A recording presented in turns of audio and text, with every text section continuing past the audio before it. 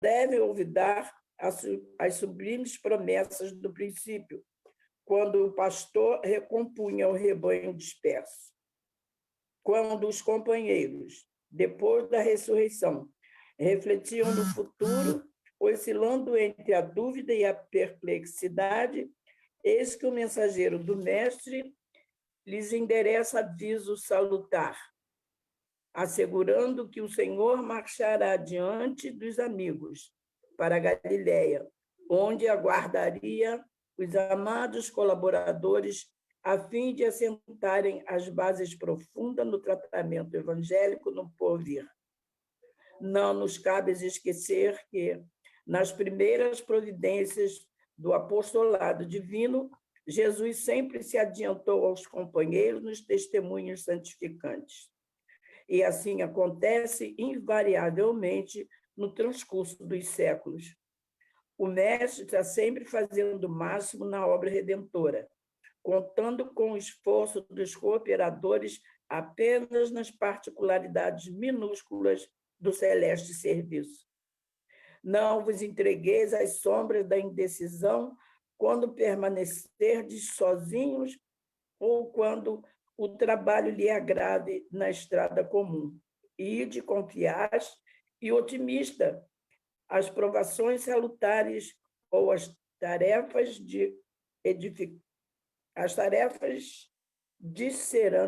dilacerantes que esperam por nosso concurso e ação. De certo, não seremos quinhoados por facilidades deliciosas, num mundo onde a ignorância ainda estabelece lamentáveis prisões, mas sigamos felizes no encalço das obrigações que nos competem, consciente de que Jesus, amoroso e previdente, já seguiu adiante de nós. Graças a Deus. Então, na certeza de que Jesus já seguiu adiante de nós, e nós o seguiremos, que ele receba os nossos agradecimentos pela possibilidade de nos reunirmos aqui junto com todos os nossos irmãos, principalmente os nossos irmãos desencarnados, que nos envolve, nos apoia e nos orienta, para que nós possamos realizar os nossos estudos da noite de hoje, apoiados sempre no Santo Evangelho de Jesus, em tua santa paz, Senhor, em nome de Deus, em nome de Maria Santíssima e da espiritualidade amiga trabalhadora da União Espírita Dr. Bezerra de Menezes, estamos iniciando os nossos estudos da noite de hoje, com a graça de Deus. Hoje nós teremos o nosso querido Paulo Goulart, realizando os nossos estudos, a palestra, com o tema Kardec e sua missão. Nosso irmão Paulo Goulart é trabalhador lá da Casa Espírita Amor e Caridade João Batista. Que ele seja envolvido, iluminado, para que nós possamos, assim, nos conectarmos com a luz divina e dilatar as nossas mentes para o bom entendimento. Que Deus nos abençoe a todos. Graças a Deus. Paulo Goulart, a voz é toda sua. Opa, maravilha. Obrigado. Uma boa noite aos amigos da União Espírita Dr. Bezerra de Menezes, que estão pelo Zoom, que estão pelo YouTube, né? Parece que estão transmitindo, estão sem isso, YouTube. Então, um abraço muito grande. O nosso tema sobre Kardec, ele vai ter um enfoque especial. Porque, na verdade, o que aconteceu? No dia, foi sábado, dia 3 de outubro, eu vou confessar uma coisa para vocês. Eu nunca vi tanta live de Allan Kardec. Foi Allan Kardec o dia inteiro, né? Eu estava livre, então fiquei assistindo. Cheguei no momento a assistir 2 lives ao mesmo tempo, né? colocando minhas manifestações no YouTube, né? Foi dia 3, muitas lives de Allan Kardec, e no dia 4, eu nunca vi tanta live de Francisco de Assis. Olha, foi assim, ó, todo mundo falando da missão, foi muito bonito, e eu gostei muito. E quando eu fui convidado para apresentar, falar de Kardec, e eu vi tanta coisa de Kardec, e praticamente as pessoas, a grande maioria, trabalhos bons, mas muito restrito àquelas colocações da vida exclusiva desse espírito, Hipólito Léon Denisard Rivaio, né, que a gente vai ver daqui a pouco. E aí, eu já tinha um levantamento, já apresentei trabalhos anteriores, eu não queria falar do Allan Kardec espírita. Quando eu botei Allan Kardec e sua missão, eu estou me referindo ao espírito que veio e reencarnou como Hipólito, é o espírito que assumiu essa missão. É tão importante que aí eu separei aqui qual foi pesquisa, tá? Vou apresentar para vocês uma pesquisa. Qual foi a citação até o momento mais antiga desse espírito? E aí, nas pesquisas que nós fizemos, nós encontramos uma colocação dos amigos espirituais. Eu procurei trazer só fontes fidedignas, né? Fontes com embasamento sério, né? Tem umas coisas por aí que a gente deixa para lá. Aí vamos começar. Qual foi a primeira citação sobre esse espírito que tinha essa missão? Aí está lá, ó. Os espíritos, olha que bacana, né? Revelaram que Allan Kardec vivera em uma de suas encarnações na Gália, e seu nome era o pseudônimo por ele usado agora. Nós começamos a observar e fomos pesquisar isso, né? Aí tem uma citação espiritual de que esse espírito, né, no primeiro milênio antes de Cristo, ele foi sacerdote druida a Gália. A Gália é hoje o que é a França. Os celtas eram sacerdotes druidas, eram sacerdotes do povo celta, que deu origem a toda a população europeia. E, nessa época, os sacerdotes eram aqueles que dominavam a filosofia, as ciências, e tinham os chefes dos sacerdotes, né? As características que classificam, que identificam esse espírito, olha só, desde aquela época, já era um espírito com um quilate cultural e intelectual muito grande. Ele foi sacerdote, líder de sacerdotes, na época dos druidas, no milênio anterior, né, à era cristã. Aí o que acontece? Eles viveram na Gália, onde é a França, mas também se estenderam pelo litoral da Europa, chegando até a Inglaterra.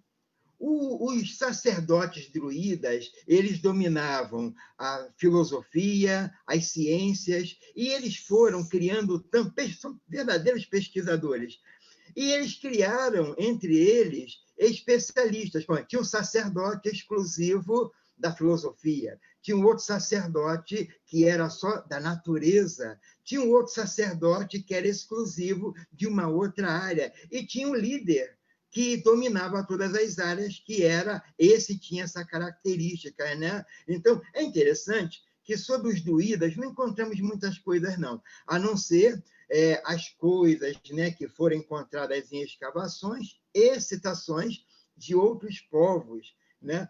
Quando gostava, elogiava. Quando não gostava, criticava. Então, os romanos têm citações, né? Os romanos criticavam muito. Aliás, os romanos criticavam tudo, né? Que fosse diferente do que eles gostavam. Então, essa é a colocação mais antiga sobre esse espírito, que já tinha o nome Allan Kardec, foi sacerdote druida no primeiro milênio antes de Cristo, na Gália. Aí nós vamos observar que dentro da colocação aqui, então, aí, com o passar do tempo, surge a segunda colocação respaldada da manifestação desse espírito. Só que dessa vez ele nasce com o nome, ele vem com o nome de João Rus, o mesmo espírito que foi sacerdote. Eu vou repetir isso várias vezes de propósito, para vocês verem a caminhada desse espírito e a missão dele. Então, João Rus nasceu lá em 1369 e foi executado nas fogueiras da Inquisição em 1415, precisamente no dia 6 de fevereiro de 1415. Ele tinha 46 anos, né? Em Constança, na Alemanha, né? Quem foi João Rus e por que ele foi condenado às fogueiras da Inquisição na época, né? Ele foi um pensador, e reformador, né? Religioso. Ele iniciou o movimento baseado nas ideias de John Wycliffe, que combatia já algumas coisas da igreja, né? Então, para vocês terem uma ideia, foi o João Wycliffe, né? e o Rus, né? Que uma das existências de Allan Kardec, que eles foram assim os precursores, né? Da reforma, né? Eles precederam Lutero e Calvino 200 anos antes, aquelas manifestações contrárias aos abusos da igreja em si, né? O João Rus, que já tinha uma cultura muito grande, pelo seu histórico lá do passado como sacerdote, ele fez uma formação filosófica e teológica na Universidade de Carolina, em Praga, 1396. E aí, claro, com destaque, ele se destacava, para você ver a noção desse espírito. Tudo que ele fazia era bom e era melhor, então se destacava. E aí aconteceu uma coisa. Como vou dizer assim, filósofo e teólogo, ele começou a entender esse espírito, é isso que eu quero ressaltar. Ele começou a entender o evangelho, ele começou a entender a mensagem do Cristo, e ele começou a observar que não batia. O que o evangelho dizia, o que Jesus falava, o que o Evangelho, o Antigo Testamento e o Novo Testamento falava, com o que a igreja fazia. Então, ele, baseado também nas ideias de Wycliffe, ele começou a combater. Claro, agora vocês vão entender por que ele terminou os seus dias sendo executado nas fogueiras da Inquisição, em 1415. Ele começou a combater coisas que ele achava erradas. Primeiro, ele, está errado isso aí. Ele defendia que a comunhão do pão e do vinho devia ser oferecida a todos os fiéis. Naquela época, somente era restrito, né, ao corpo eclesiástico, só os padres podiam participar da comunhão do pão e do vinho. E ele reclamava, por que os fiéis não? Outra coisa, ele pregava, vocês vão lembrar de Francisco de Assis, vocês vão lembrar de várias pessoas, ele pregava a ideia de que a igreja tinha que ser pobre. Ele não concordava com aquela opulência da igreja da época. Isso quando ele se formou em 1396 na Universidade de Carolina de Praga, na Tchecoslováquia. Aí você para e olha, por que a parede coberta de ouro? Por que a pompa? Por que a opulência? E os mosteiros, os conventos, com toda a regalia, e o povo morrendo de fome do lado de fora do muro.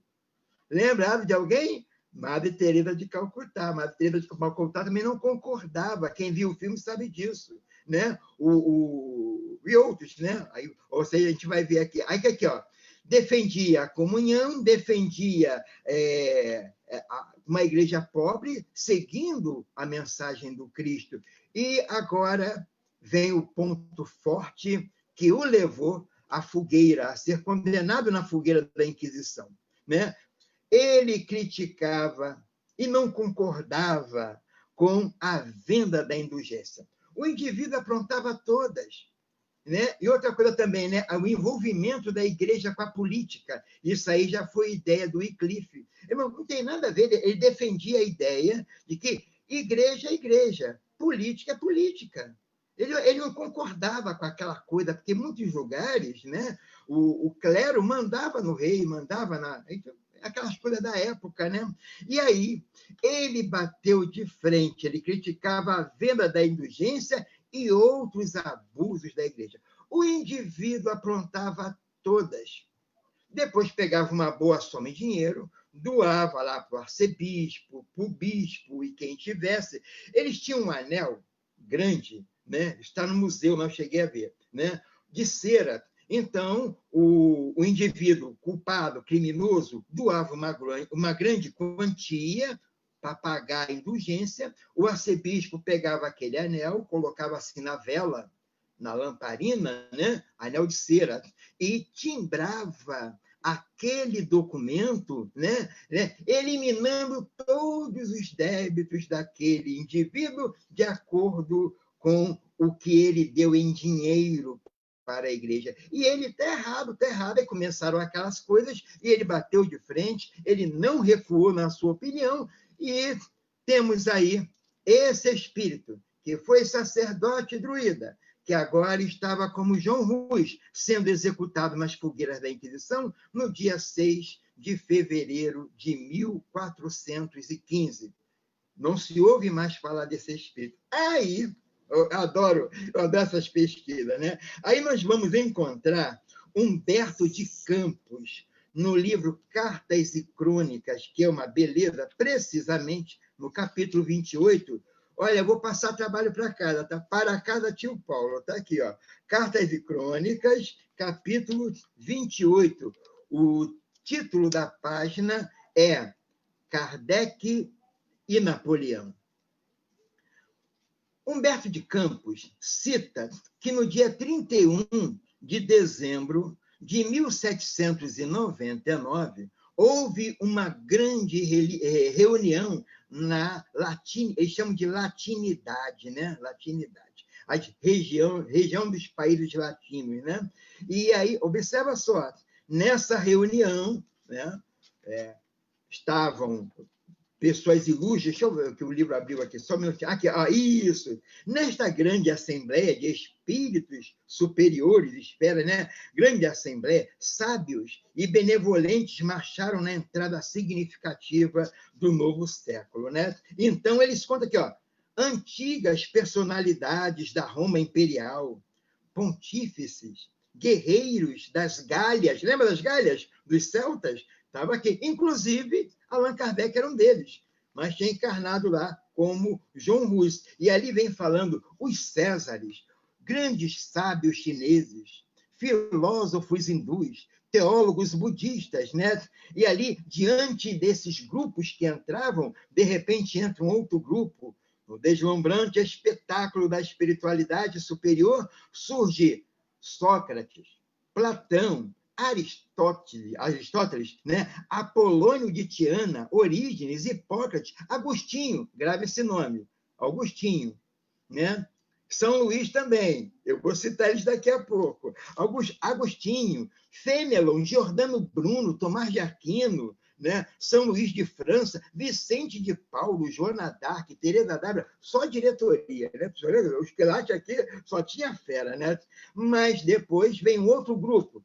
Aí vieram vários grupos de filósofos, de outros, e depois entra o último grupo. Esse último grupo era de espíritos encarnados que estavam emancipados pelo sono e participam dessa grande reunião. À frente vinha Napoleão. Napoleão com alguns convidados da época. Então, também estavam músicos, cientistas e artistas. Atrás de Napoleão estavam, né, na verdade, Beethoven, Ampère, Fulton, Faraday, Goethe, né, John Dalton. Pestalozzi estava na reunião.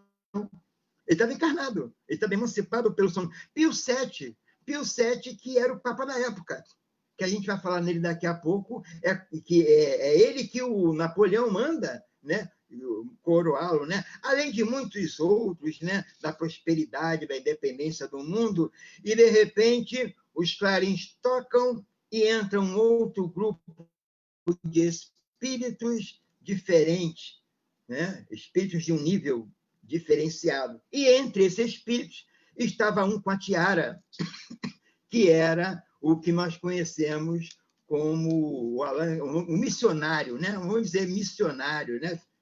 Napoleão, quando vê esse grupo, Aí ele chora, porque ele estava sério, né? Napoleão estava sisudo, meio receoso. Ele chora, e esse espírito com a tiara vai e o ampara. Em seguida, houve uma voz, e era a voz do mestre, né? Aí o espírito de verdade, tá, fala, e fala do que ia acontecer, e alerta Napoleão da missão, e alerta, e convida esse espírito com a tiara para a grande missão, que seria a missão de mudar a perspectiva filosófica do planeta Terra. E ele aceita.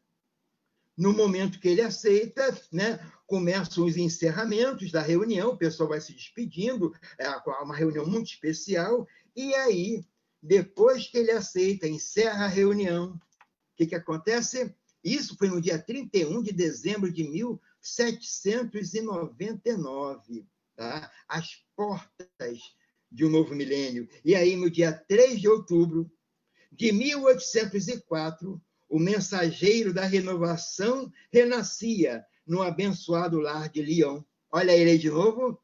Perceberam o que eu estou citando aqui? Né?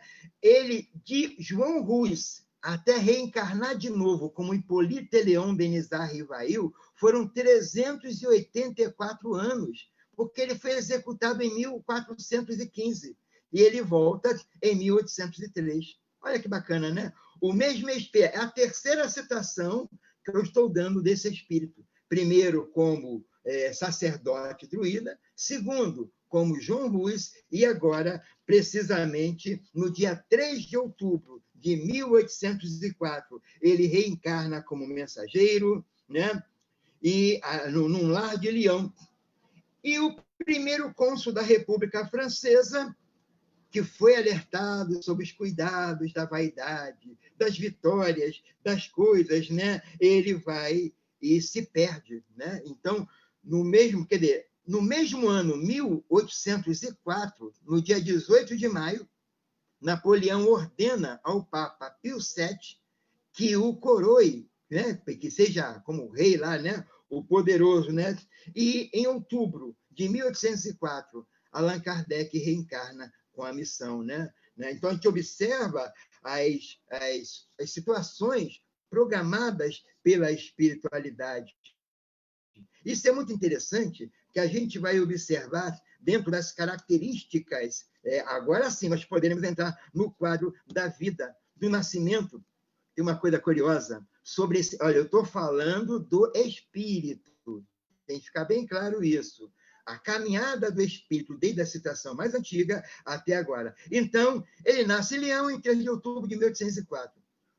Qual a característica desse espírito? Desde pequeno, ele sempre teve, claro, o quilate desse espírito. Desde a primeira juventude, sentiu-se inclinado ao estudo das ciências e da filosofia. Então, para quem não sabe, naquela época não existia jardim da infância. Então, a primeira educação era feita, era dada pelas mães, pelos pais de família, normalmente. Por isso que Kardec depois, né? Hippolyte, professor, ele escreve livros sobre aritmética e gramática para mães de família, porque a primeira educação era essa. Então, a primeira educação ele teve com a mãe, ele teve com o pai, que era jurista, ele teve a família, realmente era culta, né? Então, ele, quando chega aos 8, 10 anos, ele vai para o melhor instituto que existe, né? Aí, educado na escola de Pestalozzi, tornou-se um dos mais eminentes discípulos e propagandistas do sistema de educação de Pestalozzi. Para quem não tem uma ideia, as pessoas ficam assim, como é que era? Não, eles tinham aula o tempo todo. Era internato, apesar dos portões ficarem abertos, né? Mas eles... Muito, muito bom, né? E eles tinham uma hora de aula seguida, mas não era cansativo. Alguém, uma vez, eu fazendo uma palestra dessa, não era cansativo? Não. Por exemplo, ele tinha assim, 1 hora de aula de matemática, tá bom? Depois, ele tinha a próxima aula, 1 hora de aula de natação. Depois, 1 hora de aula de aritmética. Depois, 1 hora de aula de esgrima, eles tinham esgrima. Depois, 1 hora de aula de alguma matéria. Depois, 1 hora de aula de jardinagem, né? Então, eles tinham uma cultura muito ampla, e foi nesse ambiente maravilhoso e educacional, técnica, né? que Pestalozzi desenvolveu a sua ideia e conseguiu implantar um modelo educacional que foi o melhor modelo do mundo. Aí nós começamos a observar, quem quiser ter uma ideia, né? Quem melhor descreveu esse período foi Zeus Vantui e Francisco Thyssen. Tem uma coleção antiga, eram 3 volumes, Allan Kardec, Zeus Vantui e Francisco Thyssen. O primeiro volume falava de Allan Kardec, biografia. O segundo volume falava do espiritismo no mundo. E o terceiro volume fala, né, do espiritismo no Brasil. Depois, a própria Federação Espírita Brasileira pegou esses 3 volumes e reeditou em 2, ok? Eles deixaram a biografia de Kardec e o outro volume ficou exclusivamente com o movimento espírita no mundo e no Brasil. Então, o melhor, com todo respeito a tudo que a gente tem aí sobre Kardec, mas o melhor material que eu já vi até hoje sobre Allan Kardec foi essa coleção e esse trabalho do Zeus Vantui e do Francisco Thyssen, né? Foi nessa escola de Pestalozzi que o professor, não, então, Hippolyte Léon Denisard Rivaio, né? Na literatura, ele é conhecido como H.L.D. Rivaio, né? Em casa, né, na comunidade, professor Hippolyte, né? Em casa era Leon, né? O Leon, então, coisinhas curiosas, né, da vida desse espírito, né, fora de série. Foi com Pestalozzi que nessa escola, né, que surgiram as ideias progressistas e dos livres pensadores. Ele ali adquire por mais ou menos 10 anos e depois ele volta para Paris. Quando ele volta para Paris, ele vai ver Paris naquele tumulto, né, de novidades, a filosofia, as ciências, todo dia tinha uma nova descoberta, e foi nesse clima que ele encontrou as condições necessárias. Era professor, fazia traduções, falava várias línguas, falava alemão, português, francês, fazia traduções. Também era contador, trabalhou como contador, né? Conheceu Amélie Boudet, aí é outra palestra, né? Falar de Amélie Boudet, né? Tem um livro chamado Madame Kardec, né? Tá aí. Então, além das traduções, dos trabalhos, né? Ele casa com Amélie Boudet em 1832, precisamente no dia 6 de fevereiro de 1832. Ele escreve livros didáticos. Lembra que eu falei? Livro didático? Ele escreve livros para as mães de família, livros de aritmética e livros de gramática, para que as mães pudessem dar a primeira iniciação cultural, educacional para os seus filhos, né? E aí, vida que segue.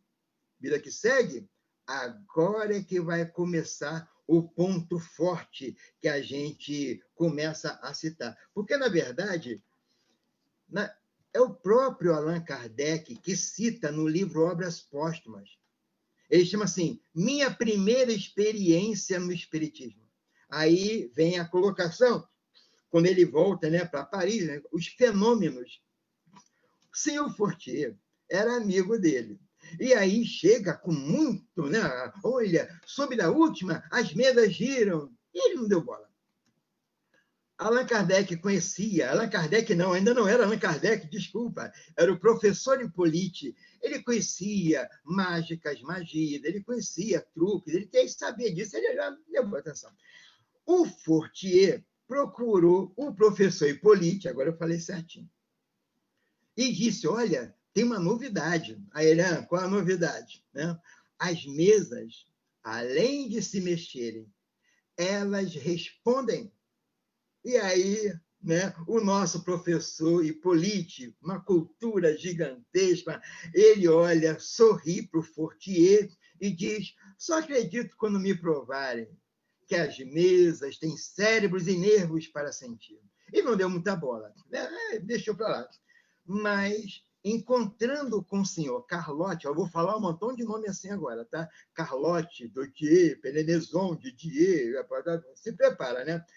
O senhor Carlotte era muito respeitado, já era, né, pelo professor Hippolyte. E o senhor Carlotte chama e diz, olha só, realmente, as mesas estão respondendo. Elas se manifestam de forma diferente. Como era do Carlote, ele ficou meio assim, e o senhor Carlote convida. E te convido para assistir uma sessão na casa da senhora Plené-Maison.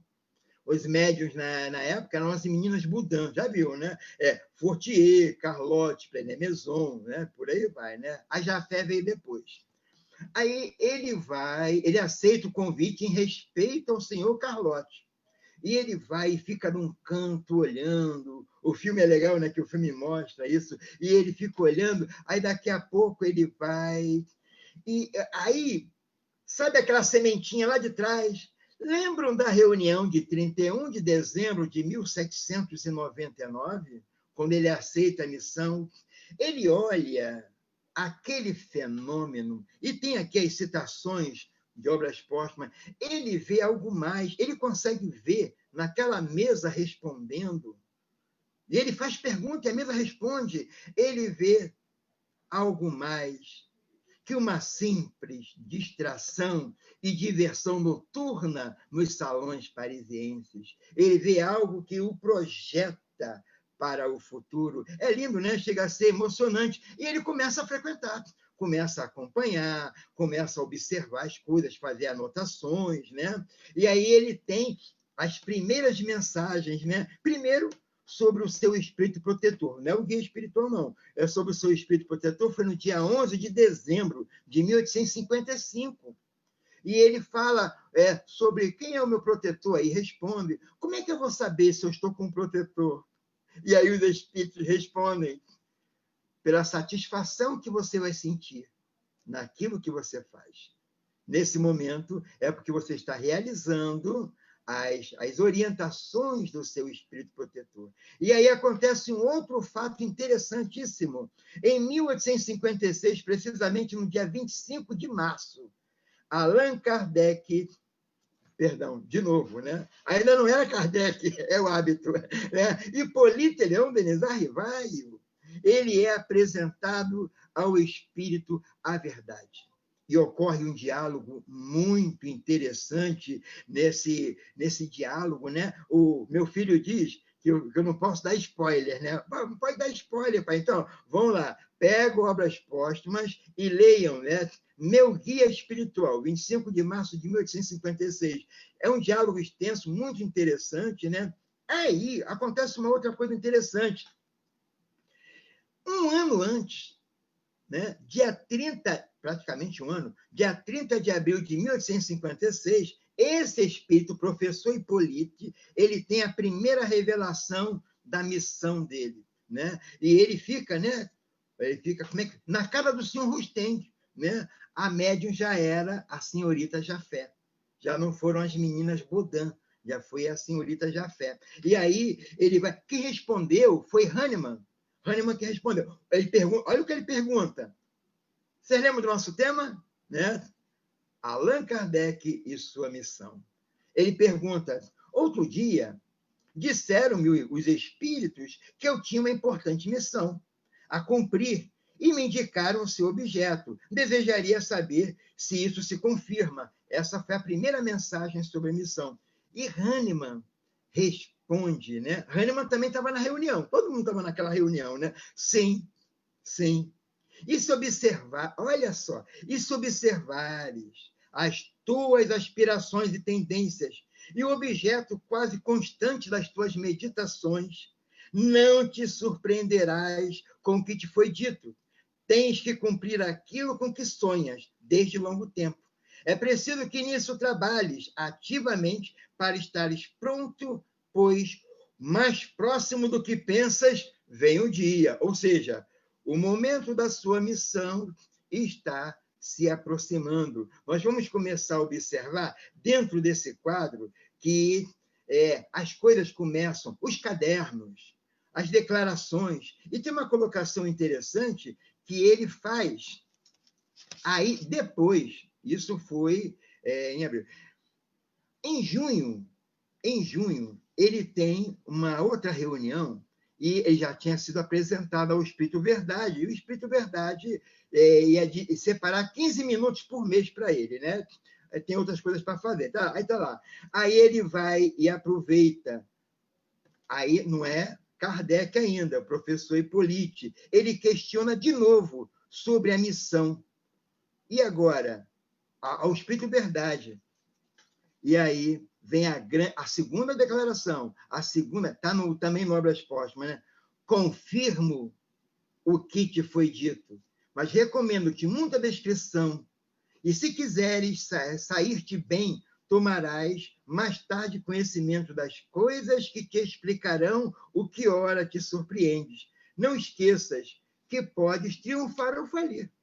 Neste último, outro te substituirá, né? Que aí o Allan Kardec chega perguntando, mas peraí, eu tenho uma missão, e se eu falhar? E o Espírito de Verdade? Outro vai te substituir, mas a missão é tua. Lembra o que eu falei de Napoleão? Napoleão faliu. Napoleão era missionário. Teve a recomendação dos amigos espirituais, mas se perdeu nas glórias bélicas, nas guerras, nas conquistas. Se perdeu. E ele fala aqui, ó, se você falhar, outro vai te substituir. Aí Kardec insiste, né? Cita a assistência. E eu vou ter assistência? Aí o Espírito de Verdade responde, a nossa assistência não te faltará. Ou seja, eu vou ter condições, como é que eu vou ficar nisso? Olha, não te faltará, mas tem que trabalhar. Tens o livre-arbítrio, ninguém é obrigado a nada. Perceberam? Sempre o Espírito Verdade, respeitando a decisão, né? Hippolyte receia a missão, né? O fracasso, e aí eles respondem assim, a tua missão é rude, porquanto se trata de abalar e transformar o mundo inteiro, e comenta as dificuldades que ele ia enfrentar, mas que estariam do lado dele o tempo todo. E nós começamos a observar que, aqui, ó, reconhece no mundo invisível uma das forças da natureza que iria lançar luz numa imensidão de problemas insolúveis. Esse foi o despertar. Essa é a minha missão, é o trabalho que eu tenho em si. Tem uma colocação aqui, tem uma colocação de Santo Agostinho, né?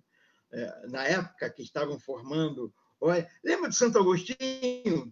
Da reunião de 31 de dezembro de 1799? É o mesmo, tá aqui. Ó, Santo Agostinho, São Luís, Fenelon, tá todo mundo ali naquela reunião, amparando o suporte, né? Olha o que Santo Agostinho fala sobre esse missionário. Ó, olha só. Um espírito encarnado foi escolhido para vos dirigir, para vos conduzir.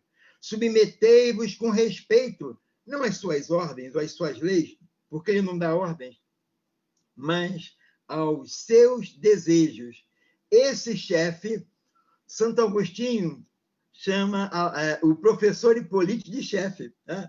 Esse chefe, cujo nome não direi, mas todo mundo já sabia, cujo nome não direi, né? Bem o conheceis, está na frente, marcha sem temor as dentadas venenosas das serpentes e répteis da inveja e do ciúme que o cercam. Ficará de pé, porque ungimos o seu corpo para que seja sempre sólido e robusto. Segui-o, então. Então a gente começa a observar essa coisa de Allan Kardec e sua missão. Lá como sacerdote druida, como João Rus, e agora como Hippolyte Léon Benizar Rivaio. No livro, antes, né? Eu falo, agora eu posso falar Allan Kardec, porque, na verdade, não existia Allan Kardec. Existia o professor Hippolyte. Allan Kardec surgiu no dia 18 de abril de 1857, com o lançamento do Livro dos Espíritos. Aí estava lá, Livro dos Espíritos, Allan Kardec. Allan Kardec nasceu, na verdade, no dia 18 de abril de 1857, que aí era o pseudônimo que a própria espiritualidade sugeriu devido a uma reencarnação anterior, muito antiga, em que ele foi um grande sábio. Aí, no livro, o Livro dos Espíritos, logo depois da introdução, tem uma coisa aqui chamada... deixa eu mostrar aqui. Prolegômenos.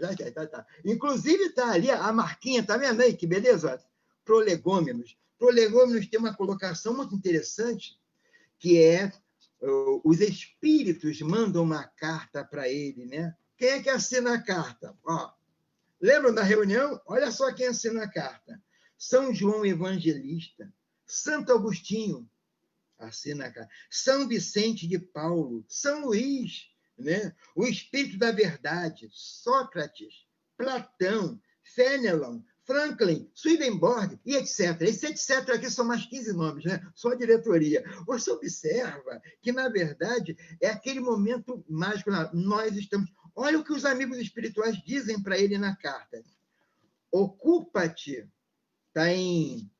Para casa, tio Paulo. Quando eu terminar a palestra, todo mundo vai pegar o Livro dos Espíritos, depois eu vou fazer um Enem para o céu aqui com vocês.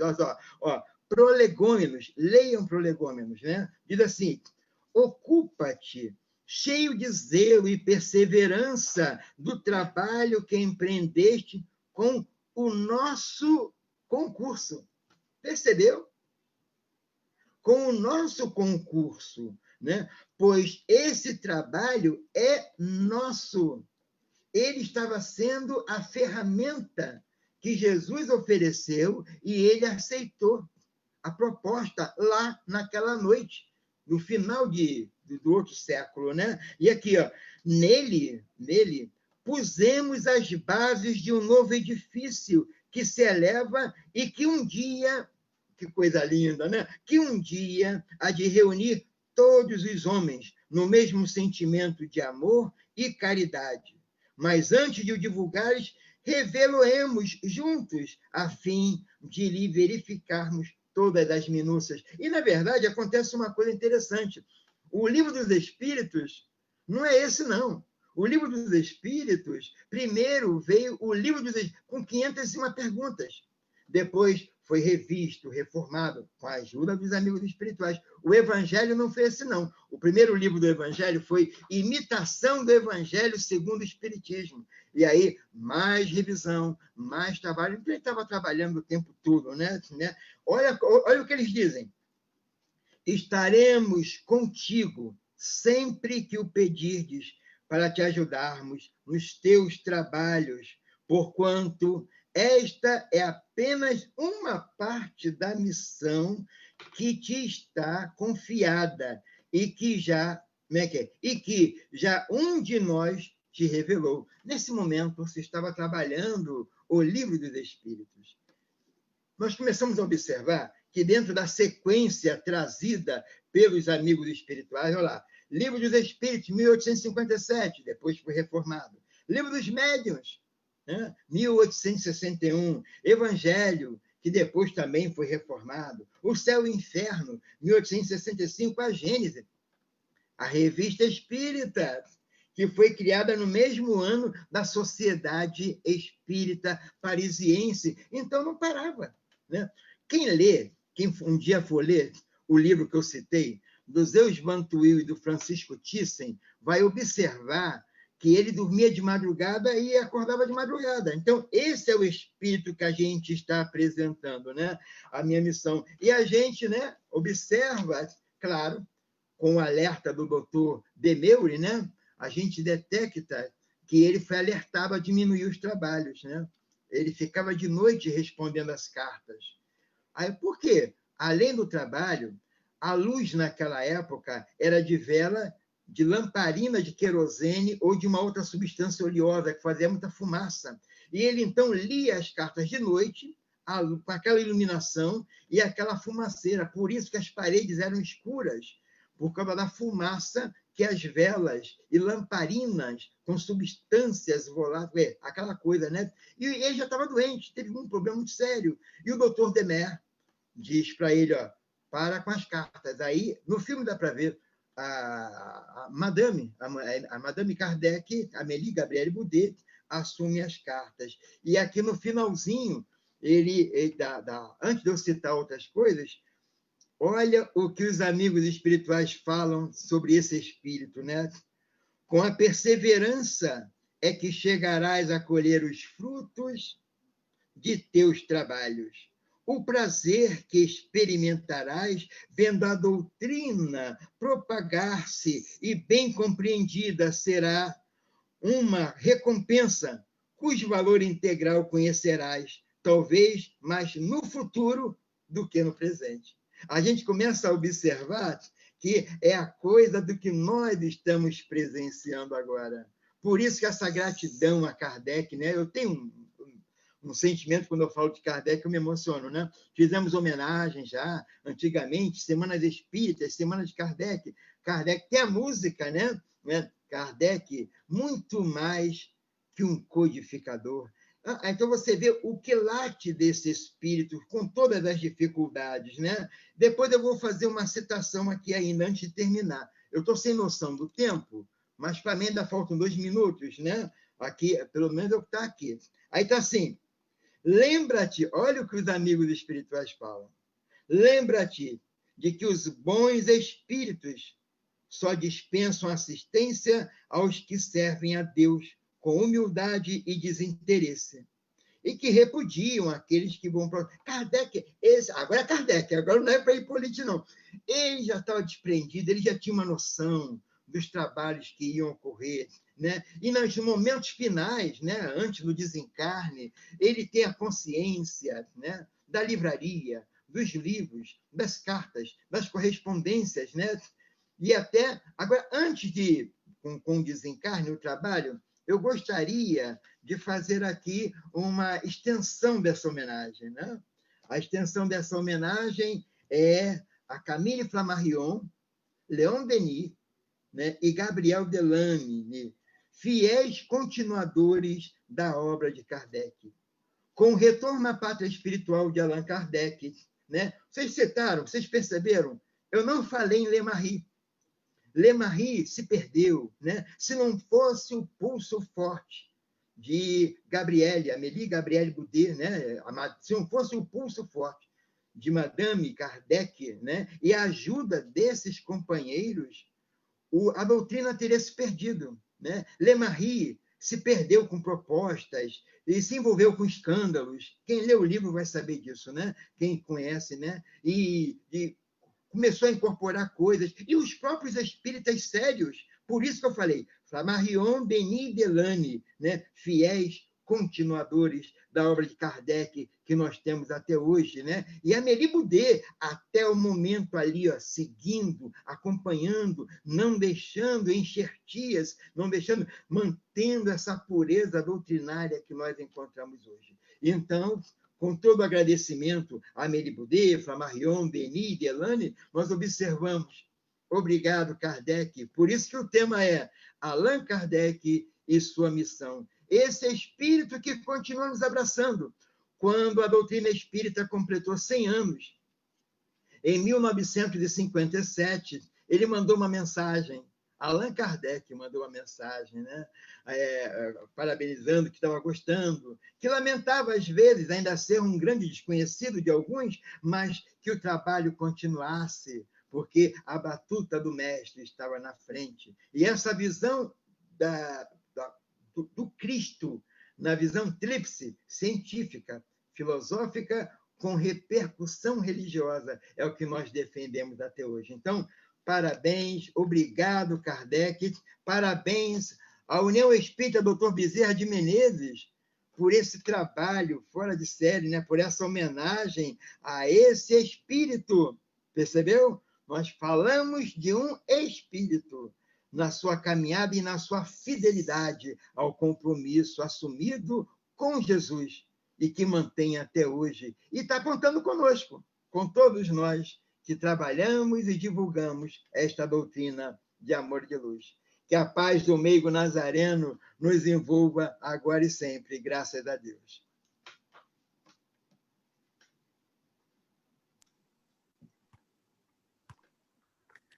Que maravilha, que palestra gostosa.